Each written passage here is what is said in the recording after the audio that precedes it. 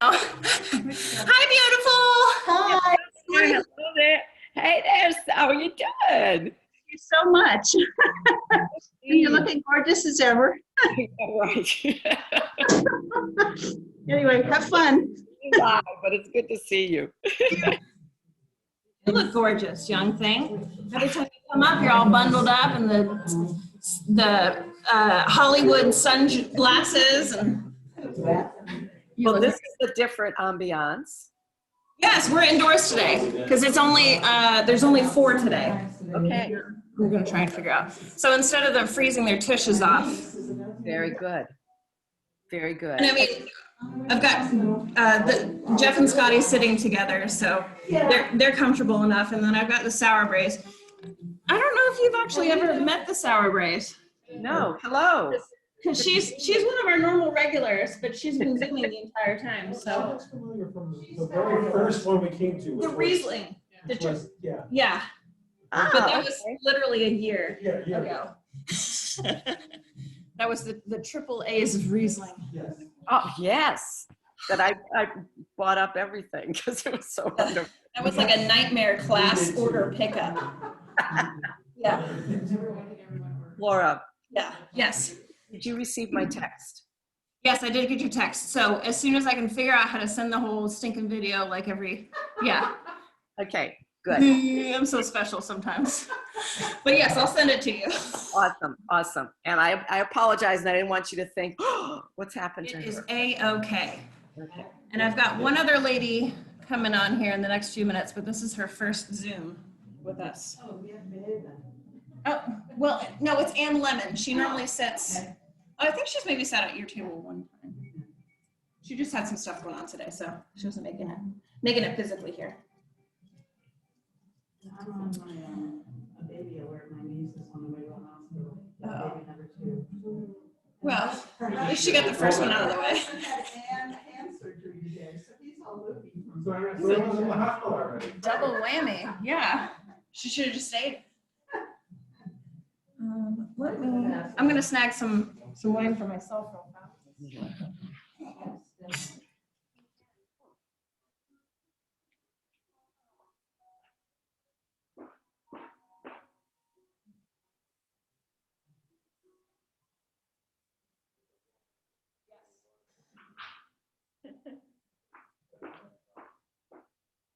That's part of the fun in some of this. Sort of came back. Incredible. I'll just.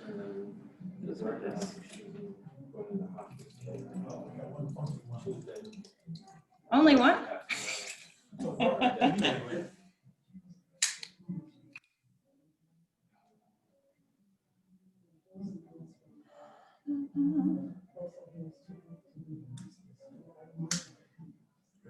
I have questions for you almost immediately.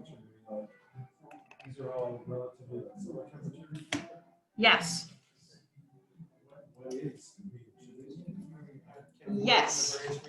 So the only 2 that I chilled down are the first 2. Because those are quote unquote the most delicate of the crew. I put them in quotation marks. That is here, kind of this little bit here. You're getting home yourself, silly goose. I'm so sorry. You are just fun. He does it, he drinks them all and then talks. Because I'm curious. I gotta go through all of them and get them all fixed. Well, if Anne were already here online, then we could go in, but I'm gonna wait a few more minutes. That's fine. Hey, have wine? As long as you're willing to replace the approach with that drink. Yeah, I have more of it. It's just kind of a pain in the tush. So, Got it here, though. story. First, I was first introduced to wines in Chicago. Charlottesville. Yeah. Because I have as well. There's this incredible store, not on. Enoteca. But Southern Season used to be. Okay. Yeah, just like a mega interesting store. And go up the escalator and turn the corner and there's this huge display. of wines. So I used and I bought a bunch. And You just blind bought a whole bunch of orange wine. yes, because we both like rosé, so we thought, That was a okay, ballsy move. why not? Scotty's recounting a story. I'm not sure if you can hear her, but she said the first orange wine she ever purchased was in Chicago. Apparently, a really nice store that was kind of like Southern Seasons. She says it's a whole section of orange wines, and she just blind bought a whole bunch of orange wine because that's so Scotty. Yes, exactly. Wine not. I'm done now. Maybe. So I gave a friend, I like this in friends today, gave them all funny Valentine cards. And one was a giraffe. It says, "Do I wish you a happy Valentine's Day?" You bet giraffe I do. So cute. Witty cards. So bad. Well, it's 6 o'clock. I was just gonna say, you want to hear Minnie? It's 6 o'clock. How cute.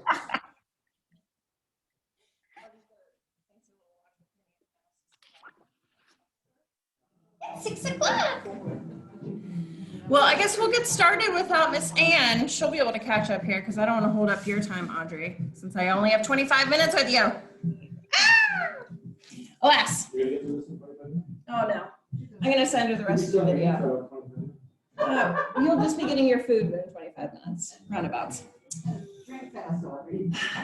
Yeah, drink up. We'll drink fast. At least you can put the rest of your wines, Audrey, back in the vial. Especially orange wines, they're a little bit more sturdy than whites or rosés. Yeah.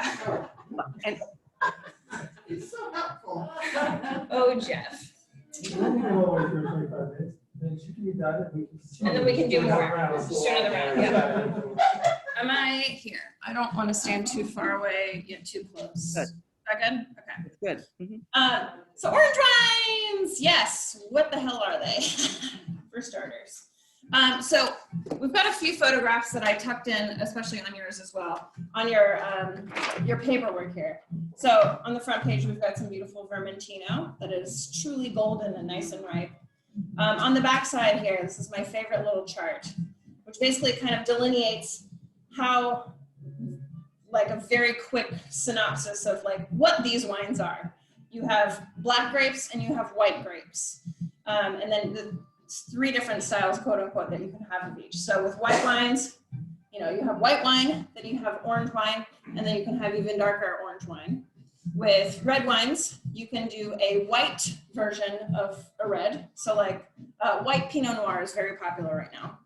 Then you can make rosés, and then you have reds. So basically treat orange wines is what rosé is.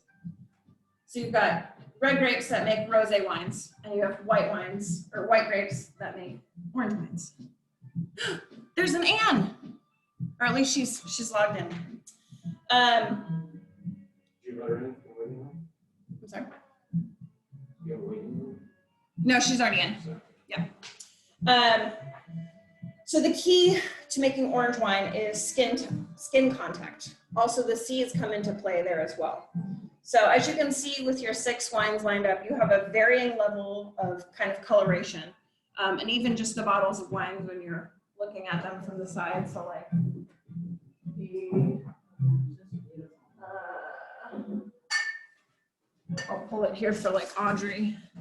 So this is your wine number 3, just slightly orange. And then this is almost like a rustic brown, which is your number 5. And then some of these are a little lighter. Your wine number 2 is basically just like the kind of peachy-ish white. So again, that all kind of depends on time length in the varietal itself. So for starters, does the grape that is being used in each of these wines have any forms of anthocyanins? Those are the chemical, I'm sorry? Big word. I know, right? There's some science stuff in here. I'm just barely beginning to understand it myself after years. So anthocyanins are basically the portion that gives the grape color, the skin itself. So like when we look at, say, that Vermintino on the front page here, that has a good amount of anthocyanins because it's so nice and colorful and golden. Now, when we talk about things like Gewürztraminer, which I will pull up here, let's see if I can remember how to do share screen. Sharing screen. Great, yes. All right, cool. So I'm gonna pull up a picture of Gewürztraminer for you ladies. So it is truly red. And I'm just gonna flip this around the room so they can see. Gewürztraminer. Gewürztraminer, I don't know if you've ever seen Gewürztraminer, yeah. And there's the ladies. Let's see if I have another picture. Let's see. Okay, so here's a good comparison as well. You've got your triple Pinots. You've got Pinot Noir, Pinot Blanc, and Pinot Gris. So Pinot Gris, you know, it's gray or pinkish. And then your Pinot Blanc just kind of has like little freckles or speckles. Laura, we're not seeing the picture. Oh, you're not? Crud. Hang on. I'm just seeing the, your screen is paused. Hang on. okay. New share? I'm seeing your desktop. Resume share. There, okay, almost. Now you're seeing some things? Almost. It flipped in and now it's back to just seeing your desktop. Oh, crud. Hang on. Jeff! I'm going to pass it off to my resident IT guy. That's okay. Stop share. Mhm. But every time I Jeff should have share, asked you. I know.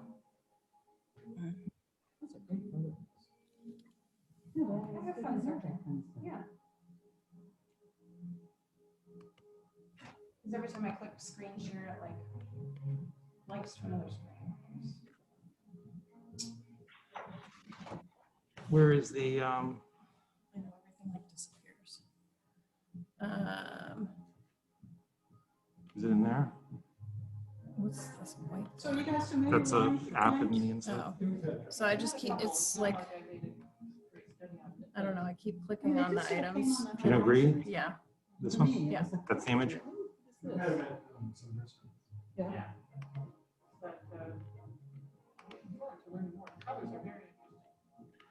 Yes.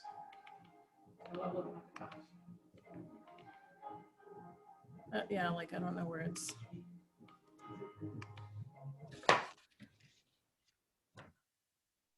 Okay, so I'm seeing the selection. For example, I can see Pinot Gris, Gewürztraminer, KVEVI, but I'm not seeing then. Not the, well, The I might image. just have to send you ladies the images I have here. That's Okay. fine. We don't want to hold up the class. That's Okay. Oh Oh, gosh, wait. Ann, don't worry about, Here it is. you know, I could chat my ear off all night. Yeah, Peter's not concerned over here.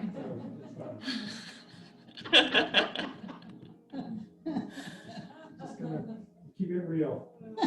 But that's weird, it's not Yeah, saying. it's like, it just bops it out. Anyhow, I'll send you the pictures here. Wonderful. Okay. But in short, so Gewürztraminer is kind of like, almost looks like a table red grape. You know, that you go to the grocery store and just get a bunch of red grapes. Yeah. And Anne, I'm not sure when you signed in, but we're talking about kind of the different coloration of quote unquote white grapes and how varying their skin color actually is, which has a play in how some of these orange wines are made.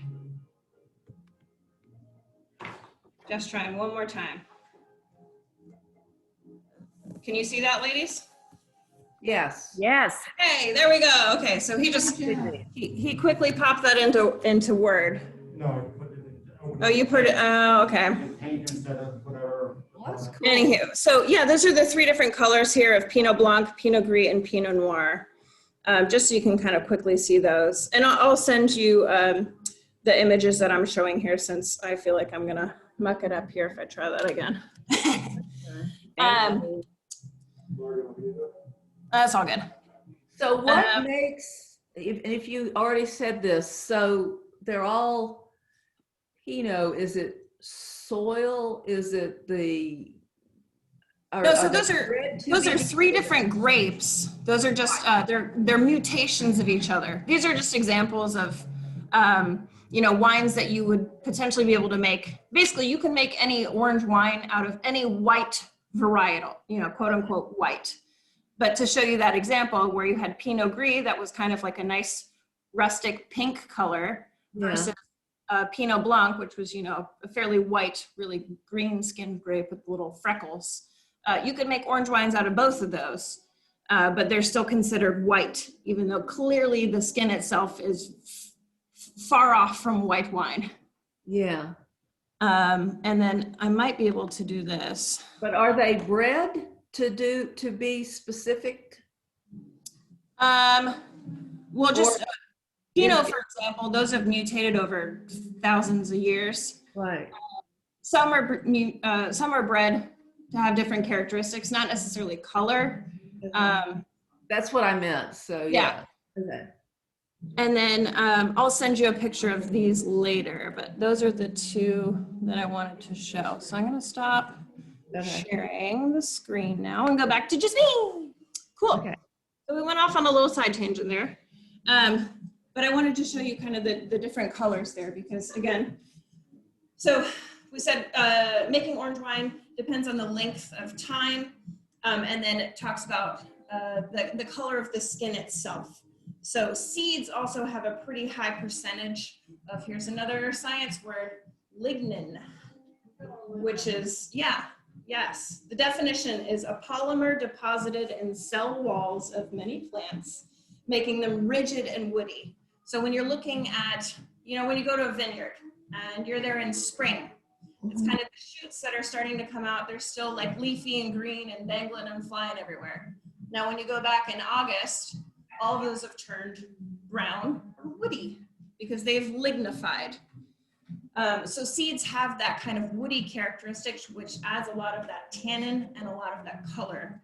Hence, some of these orange wines as well, because a lot of them do spend time with their seeds. And then obviously, like I mentioned with the Pinot Gris, the Gewürztraminer, depends on how much color is in that skin to be able to have a different kind of color for your orange wine. Now we're talking about time. Some of these, like rosés, when you're making rosé, sometimes you only have the wine or the juice with the skins a few hours. Some might go overnight. Most of the time with rosés, you're not getting too crazy. But with orange wines, it could be hours, it could be days, it could be months, it could be years. Really? Not kidding you. No. Not anymore. Tell me more. Tell me more. Love it. So especially like you can't necessarily go off the color. I tried to pair up actually to figure out the order of these wines. I wrongly assumed because we all make mistakes here, of going by color and going by days on the skins. You can't even go by that because you also have to come in to factor the varietal, the winemaking, the length of time. I also try to factor in alcohol. I mucked it all up, y'all. So when I tried these to pour your vials, ladies, that's when I said, I have it all mostly backwards. Okay. Because all of these range from like 11.5% up to, I think, 15 for one of them. So, like you can't judge a book by its color. Can't judge an orange by its color. I'm bad. Sorry. In short, orange wine. It's a really old winemaking style. It kind of fell back into fashion in the last 20 years. And pretty much as a generalization for orange wines, you're not going to have any additional additives. It's going to have natural fermentation, which means they're going to use the ambient yeast cells, maybe already in the winery or currently on the grapes to start that fermentation, which can sometimes lead to some funky wine styles and flavors, which is where you get into the whole natural wine. That's a whole nother tangent of things. Either you love it or you hate it. Yeah. She's making monk noises. Quick history. Orange wines date back to 6,000 BC in Georgia, the country, in the Caucasus Mountains. These were all fermented and stored in kind of similar to these amphora on the back page. The old word for it is kivri. They would have probably been as tall as myself, if not taller, would be my guess. You know, 6 foot to 8 foot large and very rotund and wide. Well, they probably would have been all handmade, just with lots of clay. We'll go to the Caucasus Mountains. I'm sure there's an orange wine. We'll go hit up some Georgian guys. I'm sorry. Are those the ones that are buried? Yes. Yeah, so these would be buried subterranean. You'd have some sort of clay top that would have gone over that. They would have sealed it with wax and put stones on top to keep that going. And it would have completely fermented in there. All of the grape skin, maybe some leaves, probably the stems, all of the seeds, all of that would have been squished in there, just left to ferment and be there. Wow, yeah. I mean, probably in 6,000 BC, they were just ready for it to finish fermenting, and maybe they would have drunk it while it's still fermenting, you know? A joyous, fizzy occasion. Who knows? No one was around there. The cool thing about these kivri is that was the first kind of thought process that went into winemaking for temperature control, because it was subterranean. You know, if it was hot outside, well, as long as yours was mildly cool, it would keep the fermentation going. It would keep the wine, you know, quote unquote, safe and sound for the time being. Orange wines. I did not know this. That phrase was coined very recently, 2004, by a British wine importer to loosely define kind of those non-rosé whites, you know, whites with a little bit weird color to it. So I'm sure for the British import market, people are like, what is this weird white wine you're trying to give me? Oh, why is it so bitter? It's got this tannin-like thing to it.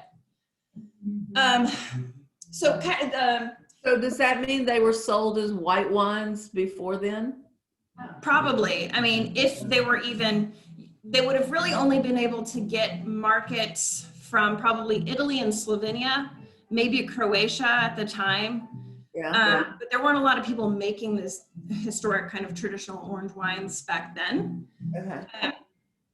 Italy was kind of one of those forefront countries. This would have been an old style that they certainly like to use along kind of that northeastern Friuli, Venezia Giulia, and right along the Slovenian border, because that went back and forth. And that's the Goriška Brda area. Yeah.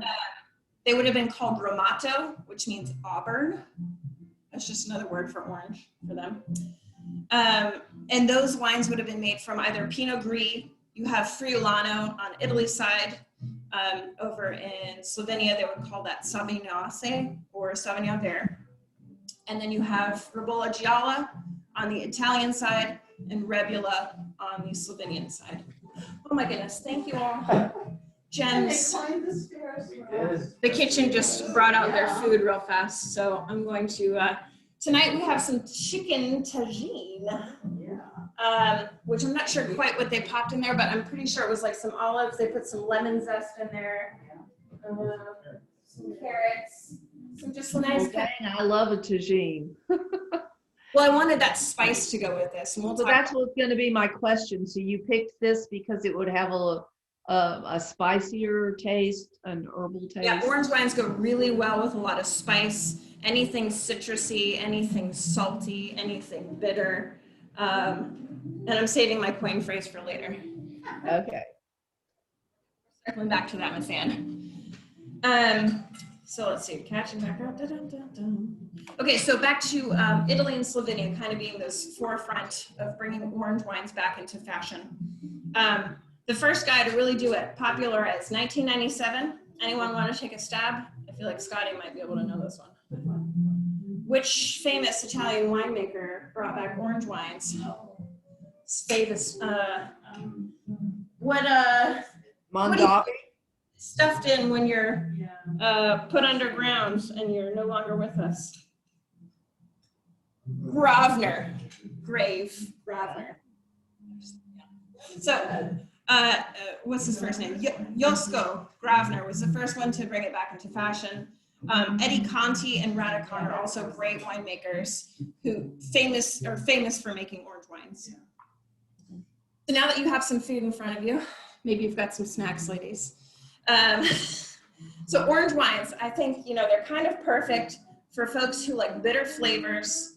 If you drink a lot of ciders or sour beers like gozas, red drinkers who are not ready to quite venture into drinking white wines, or just they had a bad experience to it,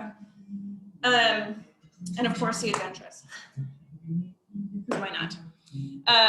But like I mentioned earlier, you've got that kind of that myriad or rainbow of different colors of quote unquote orange, where that varietal sometimes comes into that, and the maturation process of how the winemaker has made said wine.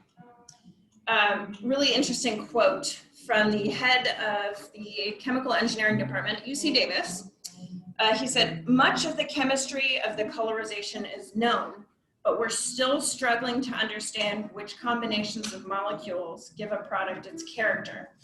The weakest part of all wine grape chemistry is flavor molecules," which I thought that was kind of interesting. They understand the science of what goes into it, but they can never really control the outcome yet to this day of flavors. So generic flavors that you would find from, I say generic, but as we see, a whole lot of different things going on with these glasses.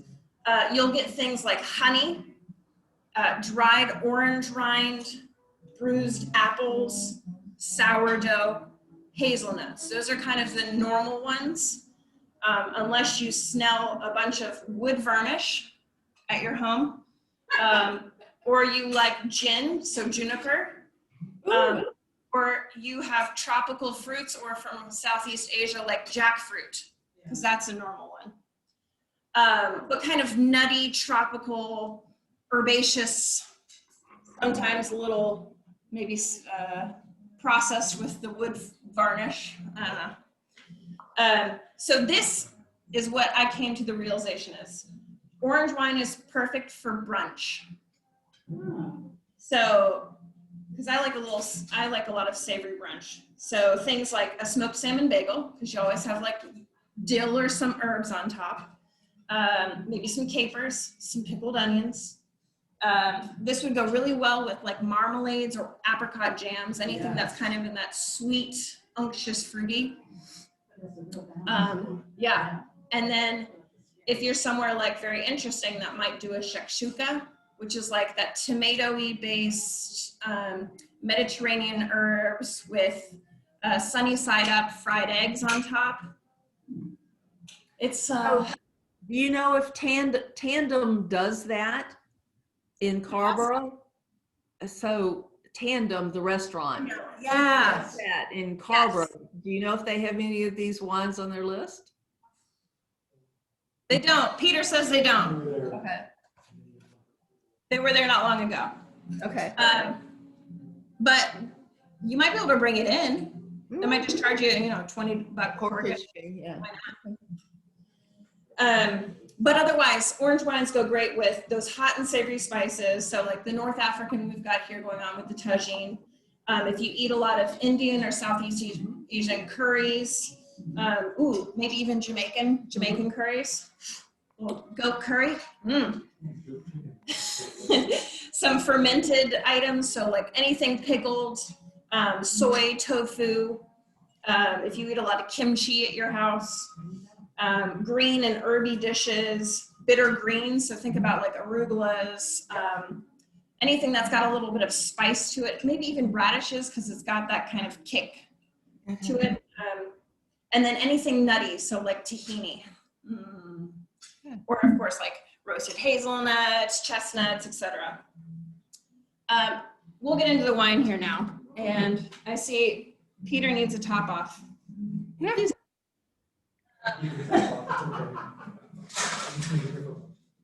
Well, we're about to talk about wine number one, so let me. So Laura, are you serving these chilled or? So the only ones that I chilled down were wines number 1 and 2. And I'll yell at you while I'm pouring quickly. That's fine. I thought those first 2 were the most delicate of the crew. Does everyone else still have some wine number 1? Okay. Sorry. Oh goodness, you're fine. No, I know it's good wine. Those first 2 were the more delicate of the crew, and I thought still needed to have a little bit of chill to them. But the rest of these, you pretty much just treat like a red at cellar temperature. You know, if it's a hot, stinking summer day, sure, because you need something cold. But otherwise, it doesn't really call for it. That's just my personal preference. So we're starting off with and I'll hold up the bottle for you, ladies. This is the Fattoria Castellina Solare.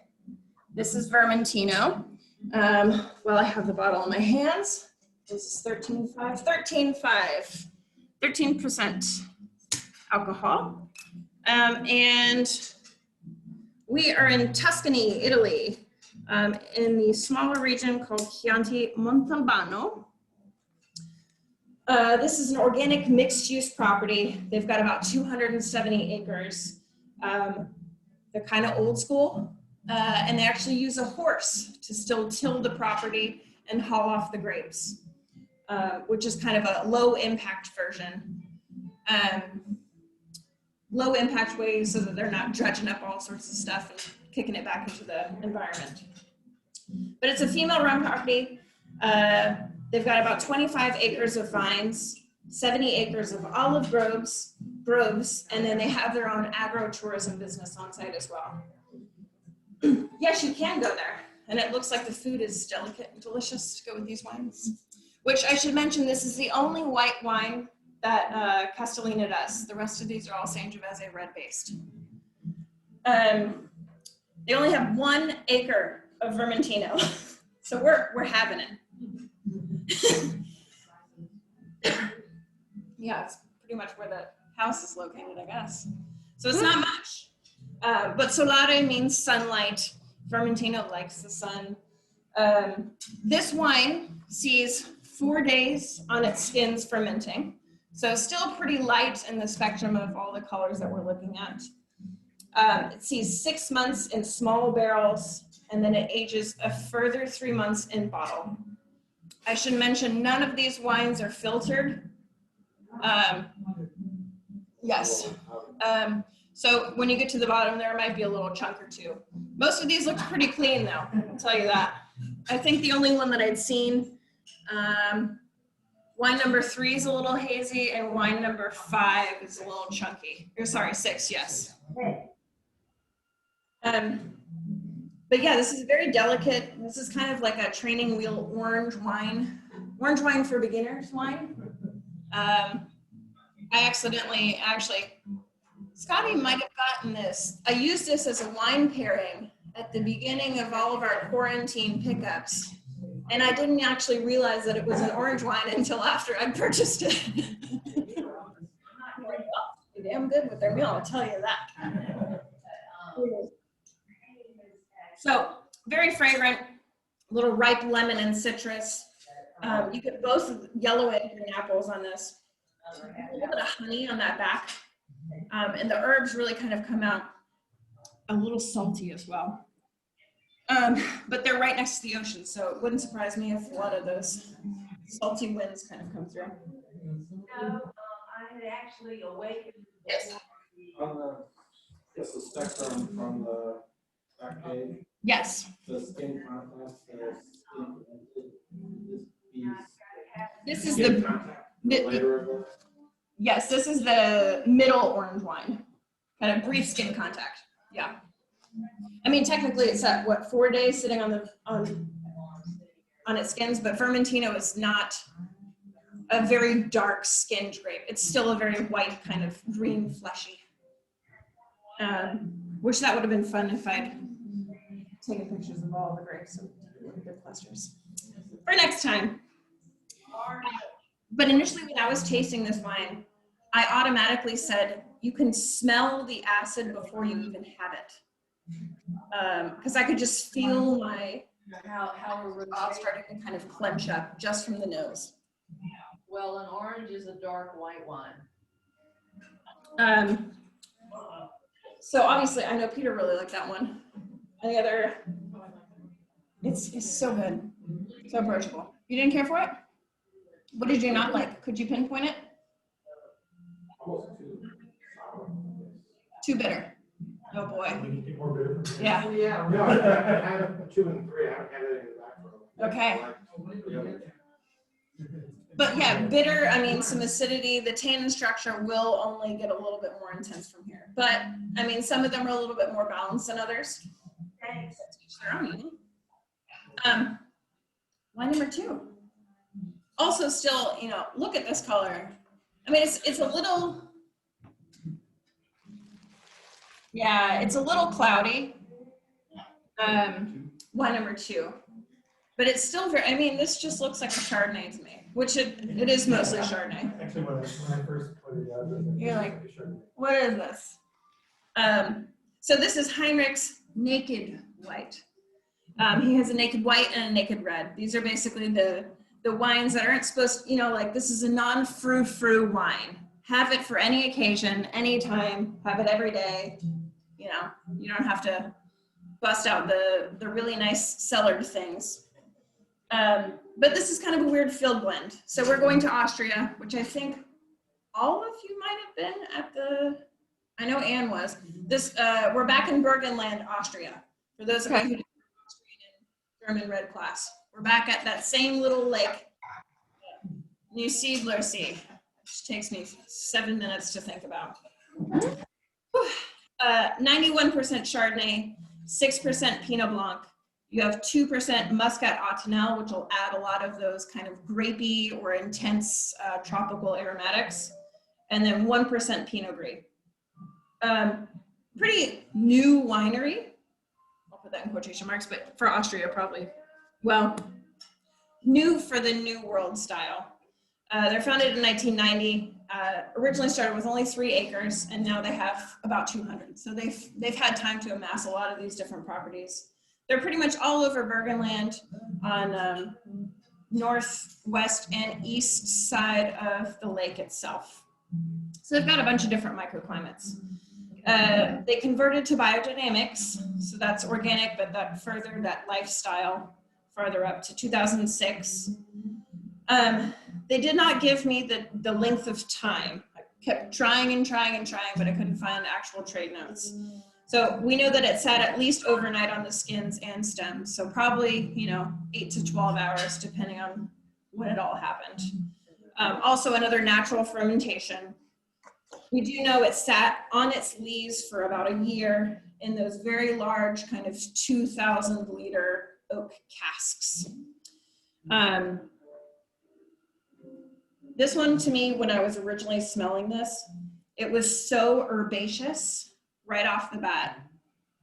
So this is the only wine that's screw cap. All the rest of these are cork.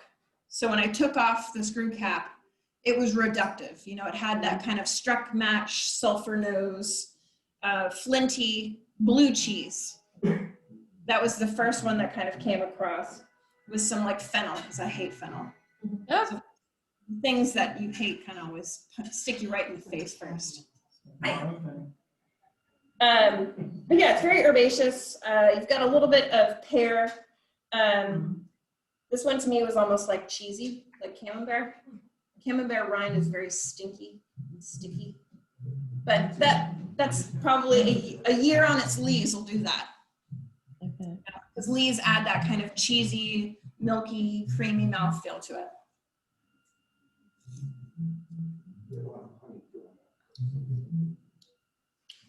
I get like a honey wax, kind of not like or like a wildflower, not like a traditional Dampiner.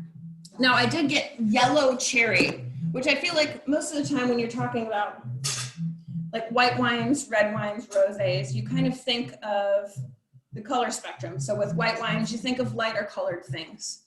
With rosés, you think of like pinkish colored fruits and vegetables. Well, yeah, rhubarb sometimes, that's a vegetable, technically. And it's a stocky. Yeah, we'll look that up. I just think of rhubarb and strawberry always together like the pie. Yeah. And then with red wines, you always kind of think of red to much darker fruits. So, but with orange wine, I think you can kind of get a little bit of everything under those. So you might be able to get like red plum skin because it's so tannic, but you get something as delicate as like a pear. And then I got yellow cherry because that's not something you would. I felt like I had to search a lot for these orange wines. It wasn't natural for me to be like, oh yeah, it's this. You had to kind of like go back in your grocery store of items. I sometimes pretend like I'm in a grocery store and I'm shopping and I go down the produce aisle and I go down the vegetable section if I'm having trouble figuring out what I'm smelling. It's a strange method, but it works for me. Some people see colors. I see produce, yeah. I'm always hungry. You're right. So since everyone has the food in front of them, wines 1 and 2, how do those taste with the tagine? Did one work better than the other?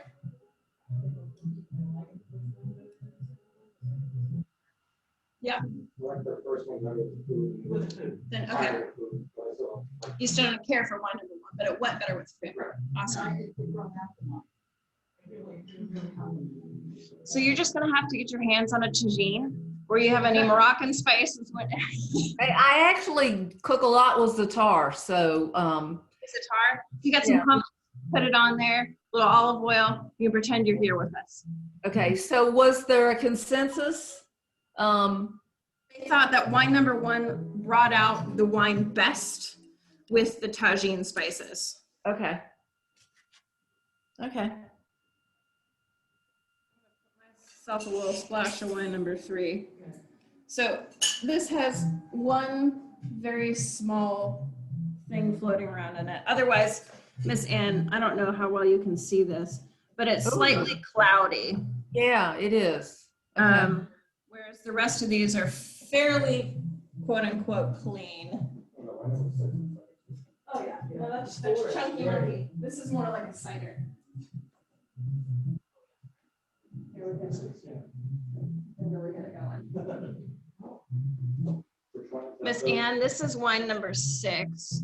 So I just shook it up. I mean, it looks like a very traditional cider. Okay. It does kind of. Yeah. But wine number 3. So we are going back to Italy. So we had Italy number 1, Austria number 2, back in Italy number 3, but we're in Sicily. Sicilia. This is the Di Giovanna Camuria orange, which has this cute little snail on the front. Oh, cute. There was nothing I could find on the literature about why there's a snail. Alas. So Camuria in Sicilian dialect means trouble. So I don't know. Yeah, it's kind of like a little troublemaker, but it's fun nonetheless. These are 5th generation winemakers in Sicily. 5th generation. One of the longest families in Sicily, or at least that part. However, I do find their sons' names very funny because they're not traditional Italian. Gunther and Klaus. But of course, mom and dad had very traditional. It was like Barbara and Giuseppe or something, you know. So yeah, strange, but they are from Sicily and they've been there for many years. So they're located on the west part of Sicily, actually in Sambuca di Sicilia, which of course Sambuca. So this is another multi-use property, kind of like property number one, where they have 160 acres of vines. They've got 30 plus acres of olive groves. And then they have 50 acres of both woods and wheat fields. That's kind of just part of the organic and biodynamic lifestyle, kind of trying to bring every aspect of nature into this. They mostly use local varietals. They do have some of those international showstoppers, which is very common these days in Sicily, to use like Cabernet Merlot, Syrah grows really well there. I think they've got some Chardonnay and Viognier as well. But otherwise, we're talking about Grillo, 100%. That is the name of the grape. What? I'm sorry, what? Grillo, Grillo. Grill with an O. Grill and auto. A grill and auto with the Grillo. So this is from their Paradiso site, Paradise. Wouldn't it be nice to be able to travel again? 1,500 feet altitude, so pretty high up, and we're talking 30-year-old vines here. Grillo is one of the native grapes, and it's used mostly in Marsala and makes some very fine, just kind of everyday drinking wines.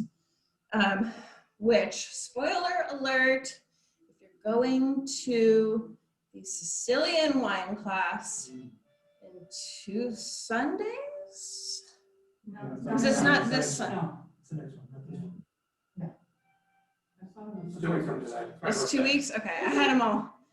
The Sicilian class, you're gonna have the un-orange version of this wine, 100% Grillo. So it'll be a fun variation. So you'll have been able to have said, well, I've had the orange and I've had the normal style. So Grillo, it's one of those grapes that does well on the island. It just withstands really high temperatures and adds some nice kind of tropical notes with some nice citrus and herbs. This one, so this is probably the darkest of the 3 that we've had so far. It spent 5 days on its skins. Again, natural fermentation. Spent about 4 to 6 weeks in stainless steel. Another 2 months in neutral barrel after that, plus 9 months sitting on its lees. So fairly lengthy, yeah. All for, 2019. This is probably the orangiest of the 3 that we've had thus far. So we're off our training wheel wines. This one was very aromatic to me. Lots of white blossoms, lots of citrus here. I almost had like an apple cider vinegar flavor to that, almost, and even like Welch's white grape juice. Kind of like just white grape, pa. But otherwise you get a little green apple, like grapefruit pith or that skin. It's starting to bite back at you. And interestingly, it works not so very good food. I like it better with this would have been perfect to sit outside and drink. So they were saying wine number 3 does not go as well with the tagine, but is going to be great in the summer when it's hot as blazes. Absolutely. And you want some? Oh, yes. Yeah, what's percentage alcohol? 12. Very reasonable. Do you believe in Sicilians? And I forgot to read off. So the naked white was 12.5. So it was 13.5 for the first wine, 12.5 for the second, and a mere 12 for wine number 3. That's pretty high for a white-ish wine. Yes. You might also get some kind of nuttiness. We're starting it into that kind of oxidative-ish style. So whether that's almonds or like marzipan or toasted, yeah. I love the taste of cyanide in the morning. just, you know. That's a good way. You ever went to quarantine? We all will. All right, let me grab wine number. Does anyone need, Thank you so much. you need wine number 4, heard. Did anyone need to revisit wines 2 or 3 or 4? Yes. Which? Yes. 3? All of the above. No, 3 and 4.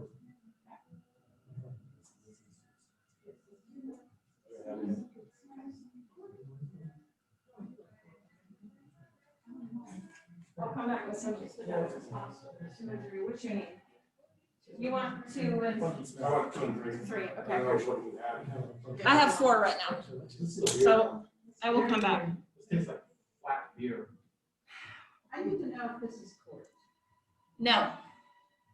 but it has almost that quality.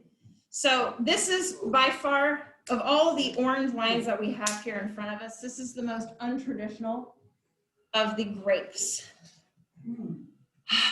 Which this one was fun researching. All right, so we all have wine number, oh crud, I didn't pour myself in. Hang on. Scavildra. Yes, Scavildra, which is Lithuanian, by the way. Must be their favorite. So the wine is from Lithuania? No, the wife is from Lithuania. So it's not a Lithuanian. Life, wine, you know. it's- We are in Sancerre, France. Dude, believe me. Yes. Sébastien Riffaut, Scavedra, 2016. So this is Sancerre, yes, which is in the Loire Valley of France, which is infamous and famous for Sauvignon Blanc.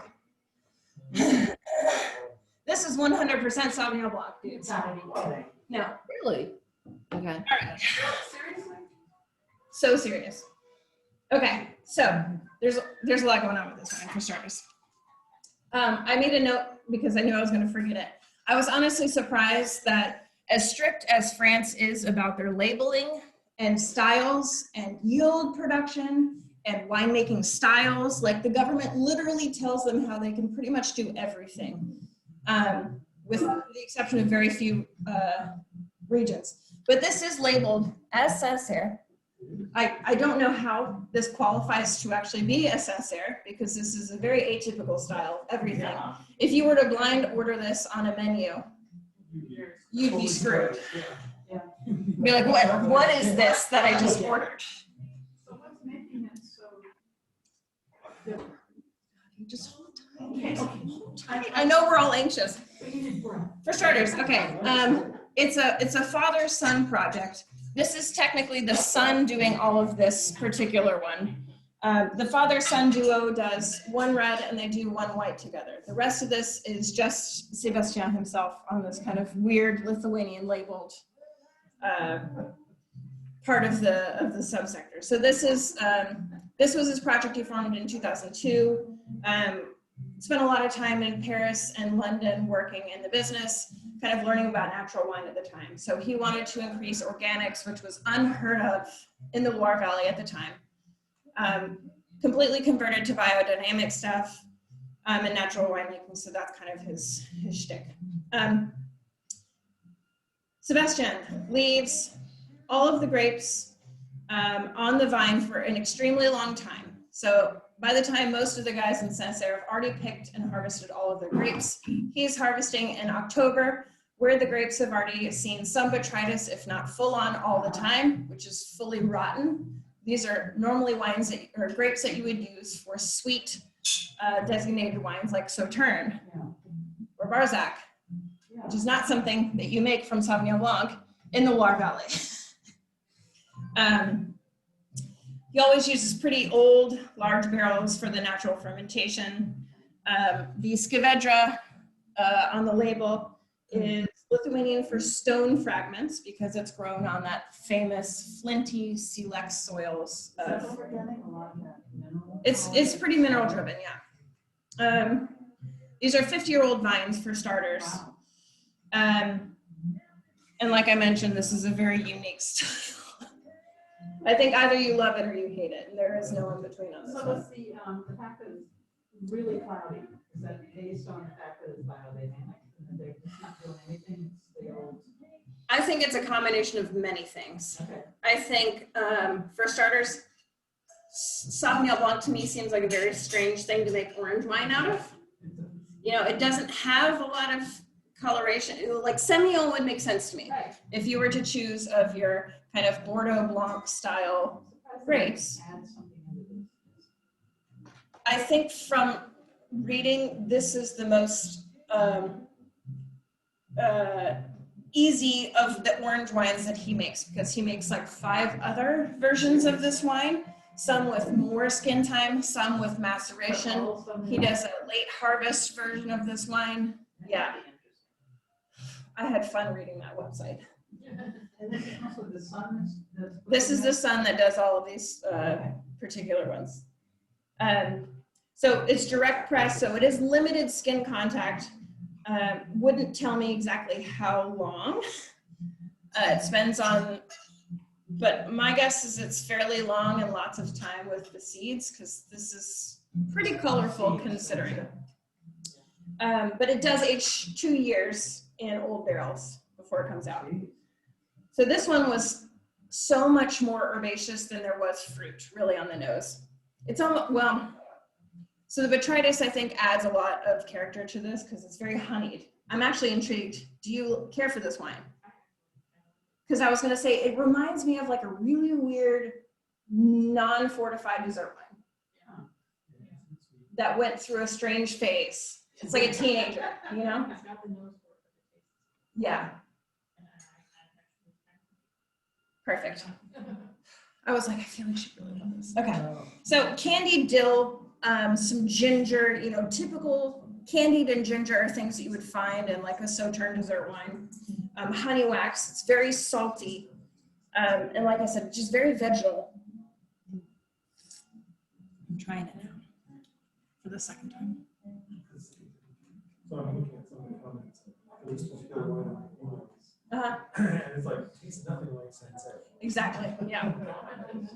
So in my searchings for this particular wine, there's a natural, what are they called? Natural wine dealers. It's a natural wine shop in Austria, not Australia, that had this very strange rating system for all their natural wines.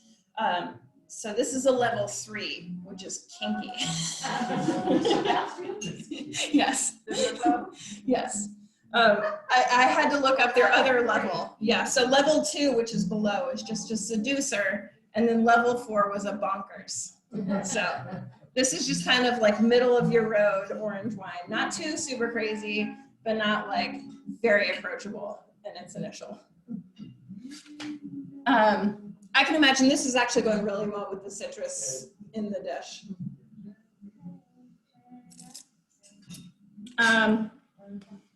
Pausing to bring more wine. Do you have wine 5? I see some 5. I'm coming around with 3. Real fast. Because I know everyone wants that.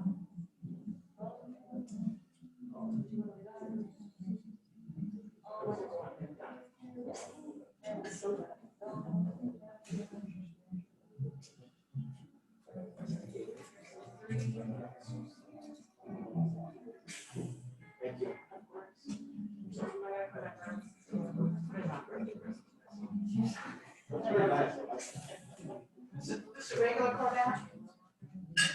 Yeah, well, this is one of the restaurant ones. Yeah. I have the home version, the white and blue one. Do you have to buy any of those needles? Because I see them advertised that you gotta buy them. I mean, you can. Scotty's asking about my Coravin, which is how I'm pouring the wines. Oh, I don't know if you've actually ever seen this, Miss Ann. I have not. That I'm sounds cool. gonna put the screen down a little. So basically, there's a medical grade needle that goes right through the cork, because the Right. cork is natural and will seal back up after you take it out. But basically, it's an easy way of cheating to get wine out without opening the wine up. Oh. Hmm. Your weapon eater.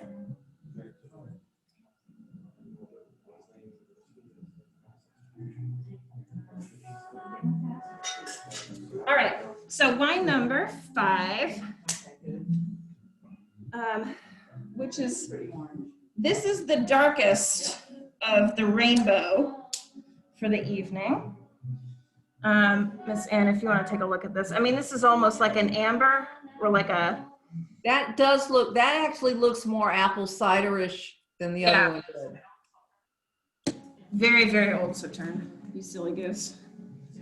Which you probably do. Old Sauternes at your house. Scotty's gonna have a party for us one day.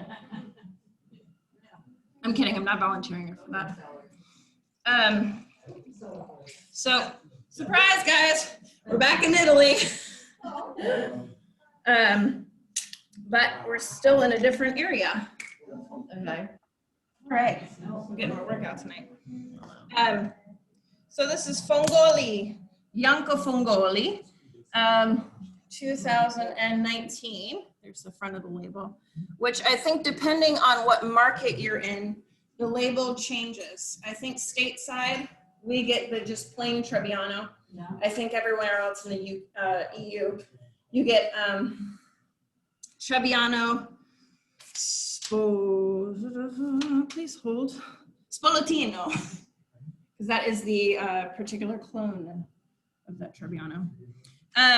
So we are in Umbria, Italy, which is basically cornered with east of Tuscany, southwestish of, what is that, the Marche. So it's all landlocked, but still fairly warm climate here. Here we go. Get back on the screen there. So it is labeled Trebbiano here stateside, but it does have 15% Grechetto, which I think I put in there. Let's take a look. I think most of the grapes are on. Yes. Okay, so Trebbiano, if you're looking at your sheet here, is the grape cluster off to the left, and Grechetto is the grape cluster off to the right, which is kind of interesting. It's like a bluish gray. Grechetto. Anyone want to take a stab at what that means? From Greece. Grec, los Grecos. So it's somewhere from Greece, no one really knows. Old guy. All the way, yeah. So this specific clone that is not listed on this label, but it's called Trebianos Politino. It's an old heirloom varietal of the region, because there's a town called Spoletino. It looked like probably 30, 40 kilometers southeast-ish of Montefalco. But they have a very strange traditional training method called mariata, because the vines are basically married into the trees. So let's see, they train the vines up the side of like maple trees, train it up into the branches themselves, and then even put wiring between the trees so that it can like wrap itself around. This is a very vigorous, virile grape, and kind of reminds me of like in Chile, Pais, how it just kind of grows up along the trees, and guys have to climb like 30-foot ladders to go get this because it's in the tree trunks. So it produces big old berries, and I think it said like each vine can do something like 1,000 tons. It's a very productive little guy. So, but it's on the decline. So winemakers in the region are starting to try and bring it back. From illness or Just replanting it? Yeah, they've just been replanting, and I think it's kind of a pain in the butt if you don't know what to do with 1,000 tons of. But they did say it also made for a good table grape. Yeah. So you could at least, feed the family, make some jellies or jams, and then make some wine out of it. So they gave all the soldiers. Maybe, yeah. Sure. I mean, that's what they gave all the soldiers. World War I and II, yeah. Now they didn't say if Fongoli was using this crazy old method of vine training, but wouldn't that be romantic? Alas. So Fongoli, yeah, we can just imagine. We'll just pretend. They have about 80 acres, all biodynamic. Just like the other properties, they also have olive groves, some surrounding woods, but they have a truffle farm. Truffles? Yes, truffles. Tartufi. So this one spends only 48 hours skin maceration in stainless steel, but look how dark it is. And that's just from the Trebiano and the Grucchetto. And for my readings, I believe there was no skin contact with the Grucchetto, which is the grayish blue one. So this is just all Trebiano. Yeah. Which, if you're not familiar with Trebiano, it also grows in France. It's Sauvignon Blanc and is used in Armagnacs. It's just a very simple grape, but everyone's kind of got Trebiano all over. Yeah. But you can make really interesting, fun things out of it, like this guy. So only 2 days on skin maturation with this guy. It's pressed off and blended. Ages for months on the lees and then 3 months in bottle. This one was almost like a citrus bubble gum. I don't know, if you took Capri Sun and double bubble and put that together. That was what I got. Yeah. But like a pineapple Jolly Rancher. Yeah. Yeah. But yeah, it's very orangey to me. Like orange blossom. I got some quince in there. Yeah. So I wrote quince in parentheses, pithy, because it's very astringent. It gets you. But this one almost had some saline solution in it too, to me. And then lots of bruised yellow apples. The grocery store tossed them out. They're like, I can't do anything with these. But this one has a very long finish, and it has probably the most structure of tannins that we've had thus far. Do you have any more? Yes. Which one? Please, 5. 5. Yes. Coming, dear. Thank you. Yeah. Yeah. Need to wash it out with another glass. All right, and I'm coming back with, I know you wanted some too. You wanted some too. You wanted some too?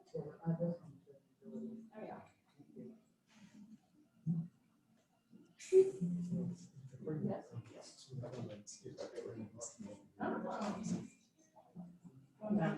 This is really fun. And you're right, I think it's structure that helps us. Yeah, this is definitely the most I can, food-worthy wine. Yeah. I wouldn't necessarily drink this by its lonesome, because it's, unless you like to attack your mouth with tannins. What am I looking for? 2. One number 2. You wanted some, did you want I'll some take a little bacon bit. white?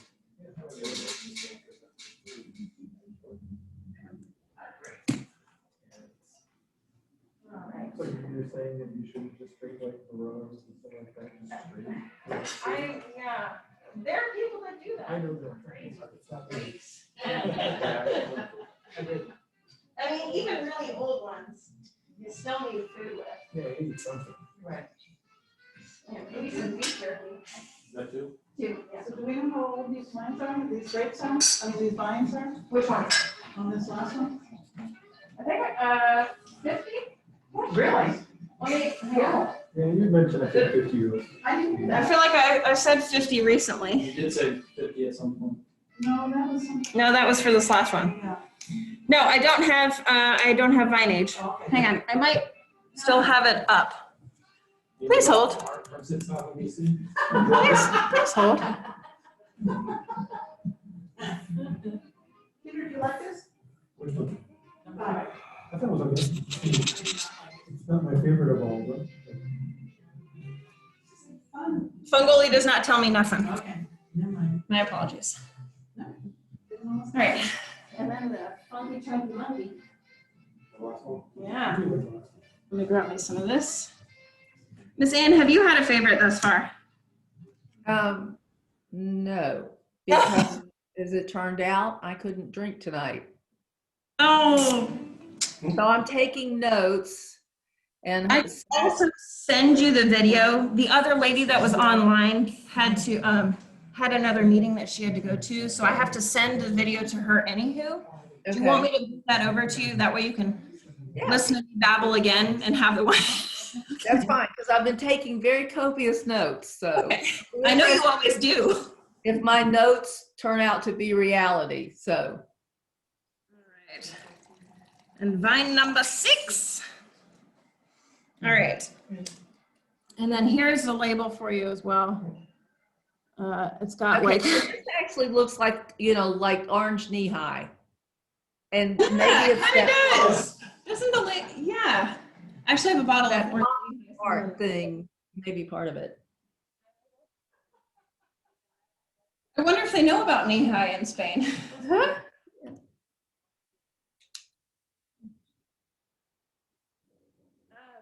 Yeah, industrial flavor. I haven't noticed that on 6 or 5. Is there a reason for the cannon on the front? I don't know. It's real cute, though. I'll tell you that. It's just I mean, what the cannon kind of looks like is the wine carrier that you would find in traditional old restaurants. They call it like the duck, but you would it's like a little carrier that you put the wine in, and you have the little handle up here, so that it's for your very old wines that have a lot of sediment down the side. You can be a little bit more gentle with it, but that's what it kind of looks like. Okay. So yeah, Bodegas Cueva here. The orange, Tardana, and Macabeo. This one is 2018 and 11.5. So this is the lightest. So again, like I said, I tried to match with alcohol, color, maceration time, and none of it worked out. Because this is the lightest alcohol, alas. So we are in Utia Requena, which is just west of Valencia in Spain. Does anyone know what Valencia is most well known for? Which I definitely called some Valencia oranges in this. Right on the nose. The region. I got popcorn. You got popcorn. Salted popcorn or buttered popcorn? Salted, right? So Scotty said she smelled popcorn in this. Popcorn? Plasticky orange, yeah. Yeah, I can get your plastic. Plastic is a strange call to me, but I know it. The taste of the interesting. One of the first wines I remember having, a co-fermented Shiraz Viognier. And I said, this tastes like melting plastic bag. Clearly, I couldn't tell you what the wine was, but it wasn't great. One of my friends doesn't like red wine because to him, all red wine tastes like burnt crayon. Burnt crayon. It's very specific. Maybe used microwaved a lot of things as a child. Yeah. So this specific region is known for Bobal, which is a pretty tannic, robust red grape, which is actually 75% of the vineyard in that part of Spain is all from this one grape. White grapes in this region only represent 6% of vineyard growth, which is kind of crazy. So again, this was a blend of Tardana, which is a grape I had never seen and heard of before, and Macabeo, which goes by a different name, Viura. But Tardana is native to the region. It's also known as Planta Nova.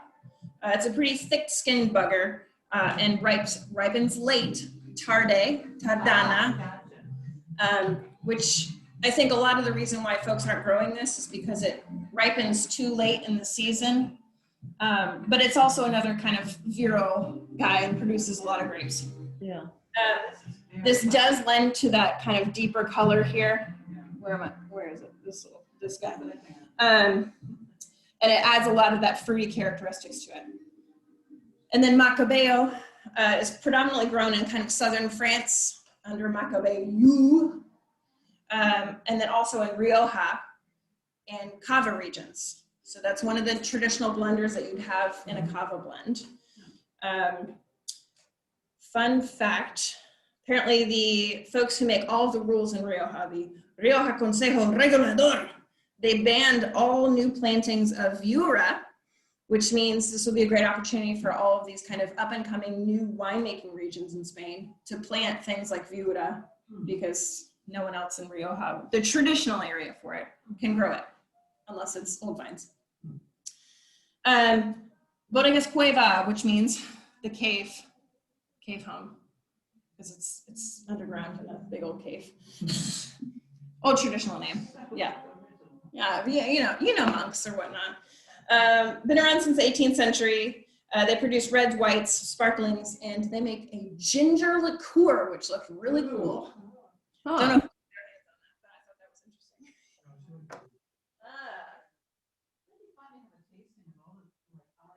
Bizarre. They also make these guys make some weird stuff. I'm actually gonna look up and see what we can get our hands on, because they make ancestral method, which is kind of that residual sugar. I love that.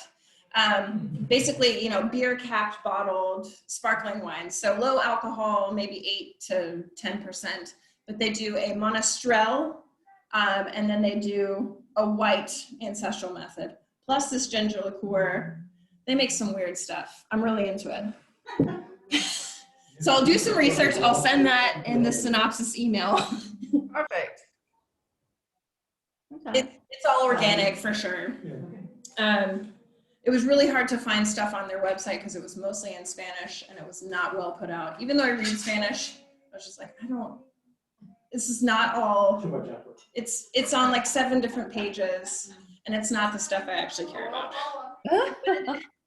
It is an eco winery, so it is certified organic, which they use a different labeling for this. It's this ECCV on the backside, whereas most of the rest of Europe, please hold.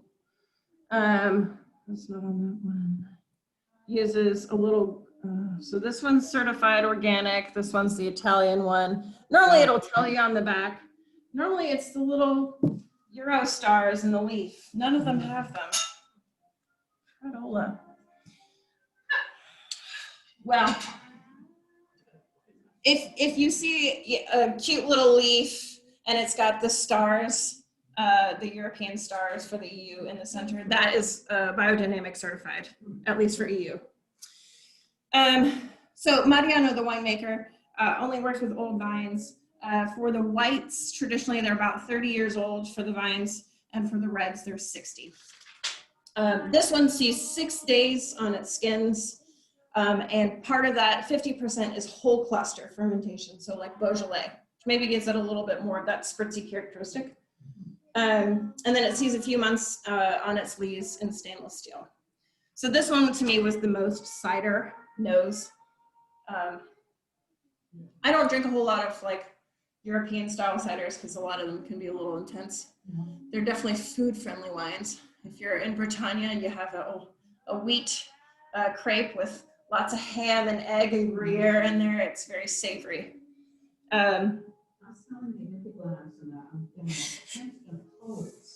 Cloves, some spice. No.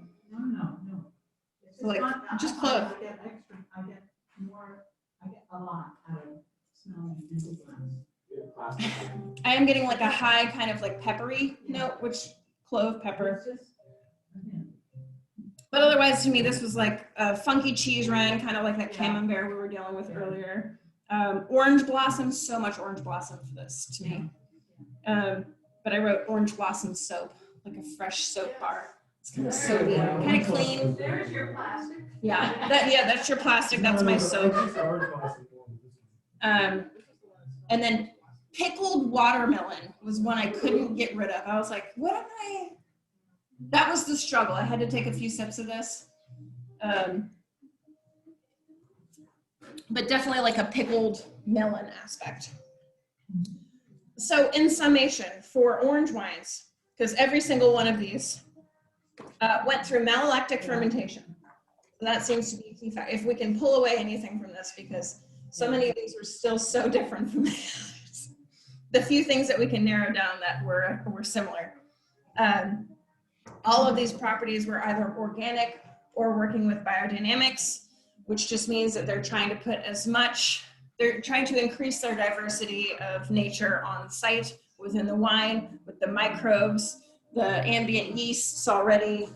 A lot of these, especially the ones that are biodynamic, would have followed the lunar cycle to even bottle this, or to move it from one tank to another, because that would just be like going against the moon's predictions. Again, they're not using any chemicals apart from the solutions that biodynamics and organics allow you to use, which is a lot of like coppers and sulfates. None of these have any additional SO2 added to it. So if you're, I'm not even gonna go there. None of you guys are my people for that. If you get more headaches, because sulfites give you headaches. Oh, wow, those happy. Those people. Wow, you really went to I did. None of these have been filtered. So as we saw, varying levels of different filtration, even though they're non-filtered. And all of them went through a natural fermentation, which for some was a little bit more pungent than others. So that's orange wine for you in a nutshell. I know you're dry. We'll come get you some. Miss Ann, do you have any parting questions for me? So is this a coming trend? Is this something, because these are that more vintners are probably going to get into, or? Yes and no. I think it kind of depends on the winemaker themselves and their general style of winemaking. It also depends on who their market is, because some things that we don't think about is marketing has to go into these wines. If people are making wines and they're not selling because it's either too weird or too classic, or it's not for the market they're looking for, then what's the point? What did they call them before 2004? Just white wine with skin? Yeah, tannic white wine. I'm unknown, and I was barely thinking about wine in 2004. To be honest. Are these all meant to be drunk young, colored or stored? So, okay, the great thing about orange wine is because it has tannin, which is a great thing for length for aging, you can age these long. I'm not saying do that to all of these. You know, like wine number 1, it's so elegant and beautiful now.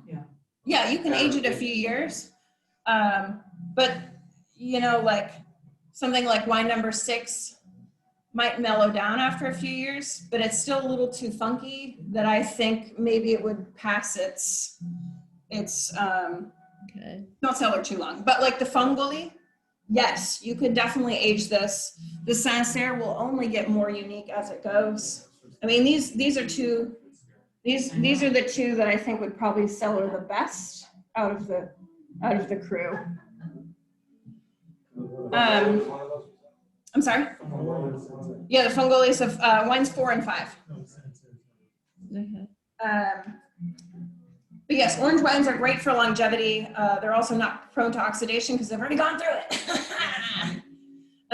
And also the tannin also is a further, for combating further oxidation. Okay. UC Davis is doing any research on this? Or anybody? I bet they are. I mean, all those hippies, you know, this is totally, I mean, like, I'm sure that if there's one market, Miss Ann, that's blowing up in orange wines, it's probably the entire West Coast right now. Because you have all of your major kind of crunchy big cities. Portland, I know orange wine is massive in Portland, Oregon, because I have multiple girlfriends there. But right now it's a very niche, unique product. But you will probably be able to find more orange wines on a wine list than you might have realized. Okay. Basically just go straight to Italy, Slovenia, Croatia. They are going to be listed under whites, or if they have an other section, or it might be listed under rosé, depending on how people, you know, if they have a rosés and other. But some places might even have a whole section called skin contact. Wouldn't surprise me. Yeah, Olive Garden too. Totally, Olive Garden, just suggest. It'll be a hustling. All right. Well, that is a wrap. Miss Ann, I will send you the video. I will send you the photographs. And I will, as soon as I can track down this last, the Bodegas Cueva, if we can get any of their other kind of weird ancestral method stuff, I'll send that to you as well. Okay. Oh, the one winery that I totally forgot to mention, the quintessential winery, Gravner, the one who started this whole trend back in 1997 for Italy. If you're interested in purchasing a bottle of that, I'm pretty sure we can get some of that. So if you want, write it down as wine number 7. That's, I believe, $85 a bottle. But it ages in subterranean for 6 years before it's even released, plus the time on its skins, plus the time on its lees. It's a whole Okay. process. So current vintage for that is actually 2011. 10 years old, by the way. All right. So, there Thank you have it. All right, thank you. Bye. Bye-bye. Let's see, and